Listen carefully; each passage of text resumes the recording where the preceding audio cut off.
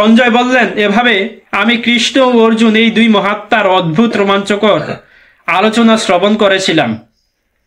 ব্যাসদেবের কৃপায় আমি এই পরম গোপনীয় যোগ সাক্ষাৎ বর্ণনাকারী স্বয়ং যোগেশ্বর শ্রীকৃষ্ণের কাছ থেকে শ্রবণ করেছি। হে রাজন, শ্রীকৃষ্ণ ও অর্জুনের এই পুণ্যজনক অদ্ভুত সংবাদ স্মরণ করতে করতে আমি বারবার রোমাঞ্চিত হচ্ছি। হে রাজন, শ্রীকৃষ্ণের সেই অত্যন্ত অদ্ভুত রূপ স্মরণ করতে করতে আমি অতিশয় বিস্ময়ে আবির্ভূত হচ্ছি এবং বারবার হরষিত হচ্ছি। তো সঞ্জয় সে কিন্তু যুদ্ধক্ষেত্রে উপস্থিত ছিল না।